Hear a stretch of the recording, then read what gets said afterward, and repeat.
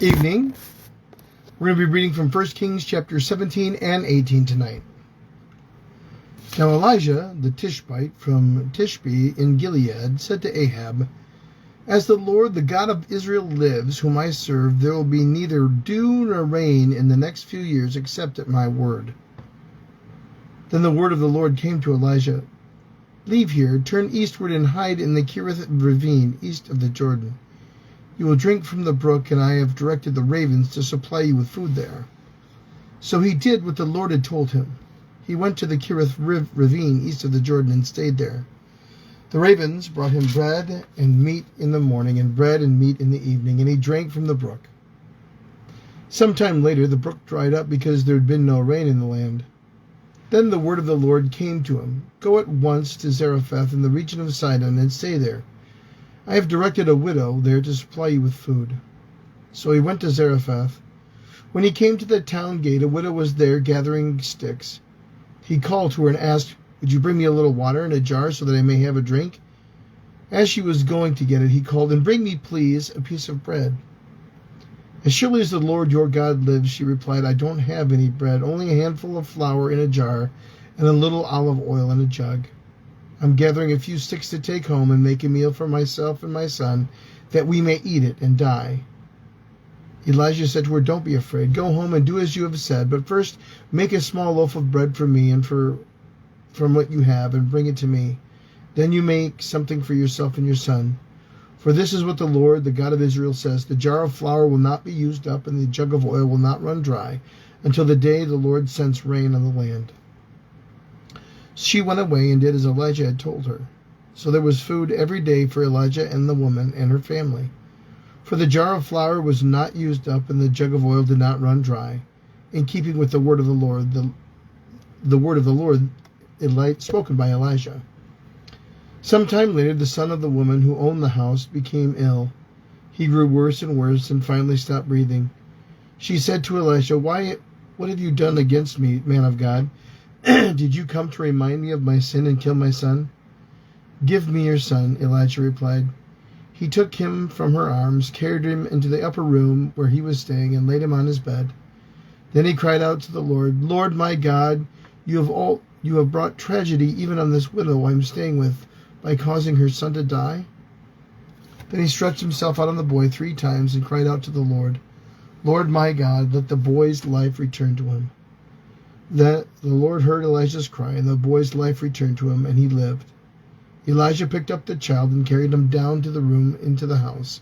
He gave him to his mother and said, "Look, your son is alive." Then the woman said to Elijah, "Now I know that you are a man of God, and that the word of the Lord from your mouth is the truth." Chapter 18.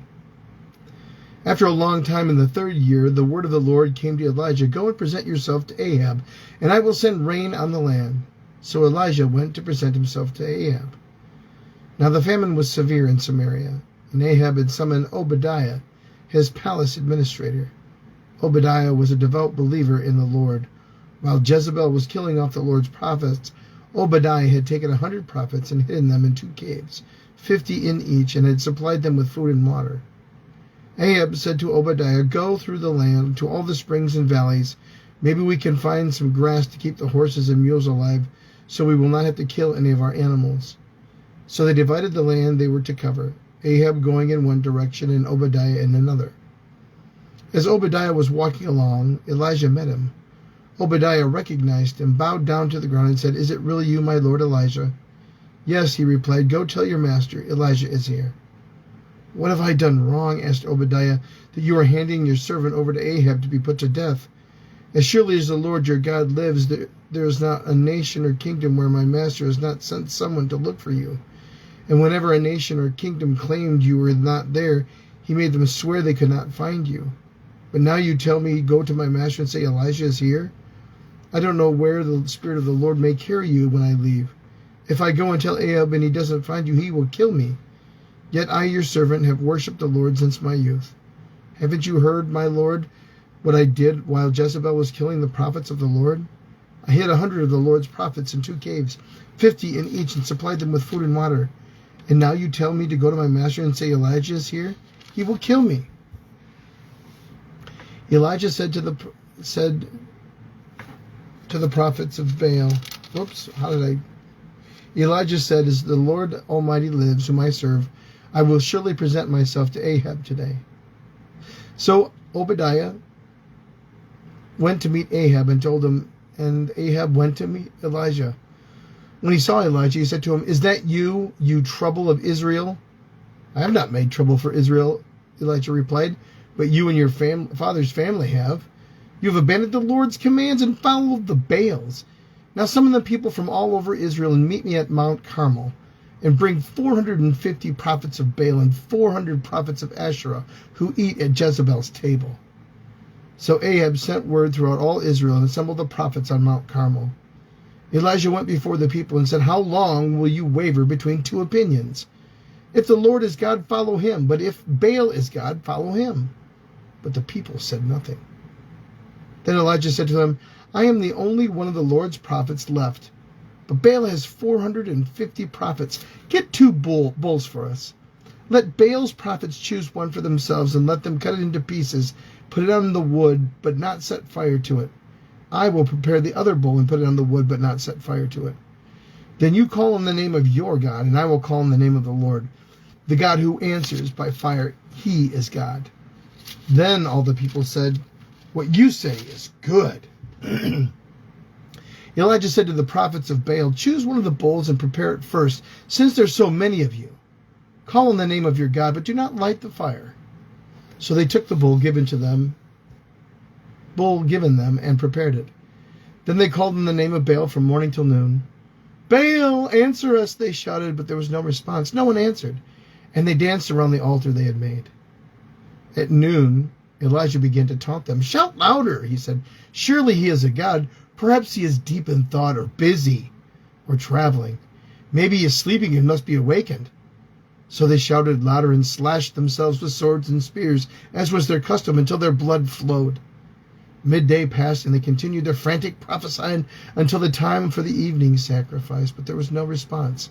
No one answered. No one paid attention. Then Elijah said to all the people, "Come here to me." They came to him, and he repaired the altar of the Lord, which had been torn down. Elijah took 12 stones, one for each of the tribes descended from Jacob, to whom the word of the Lord had come, saying, "Your name shall be Israel." With the stones he built the altar in the name of the Lord, and he dug a trench around it, large enough to hold 2 seahs of seed. He arranged the wood, cut the bull into pieces, and laid it on the wood. Then he said to them, "Fill 4 jars with water and pour it on the offering and on the wood." "Do it again," he said, and they did it again. "Do it a 3rd time," he ordered, and they did it a 3rd time. The water ran down around the altar and even filled the trench. At the time of sacrifice, the prophet Elijah stepped forward and prayed, "Lord, the God of Abraham, Isaac, and Israel, let it be known today that you are God in Israel, and that I am your servant, and I have done all these things at your command. Answer me, Lord, answer me, so these people will know that you, Lord, are God, and that you are turning their hearts back again." Then the fire of the Lord fell and burned up the sacrifice, the wood, the stones, and the soil, and also licked up the water in the trench. When the people saw this, they fell prostrate and cried, "The Lord, he is God! The Lord, he is God!" Then Elijah commanded them, "Seize the prophets of Baal. Don't let anyone get away." They seized them, and Elijah had them brought down to the Kishon Valley and slaughtered there. And Elijah said to Ahab, "Go eat and drink, for there is a sound of heavy rain." So Ahab went off to eat and drink. But Elijah climbed to the top of Carmel, bent down to the ground, and put his face between his knees. "Go and look toward the sea," he told his servant, and he went up and looked. There was nothing. 7 times Elijah said, "Go back." The 7th time the servant reported, "A cloud as small as a man's hand is rising from the sea." So Elijah said, "Go tell Ahab, hitch up your chariot and go down before the rain stops you." Meanwhile, the sky grew black with clouds. The wind rose. A heavy rain started falling, and Ahab rode off to Jezreel. The power of the Lord came on Elijah, and tucking his cloak into his belt, he ran ahead of Ahab all the way to Jezreel. 1 Kings chapter 17 and 18. The word of God for the people of God. Thanks be to God.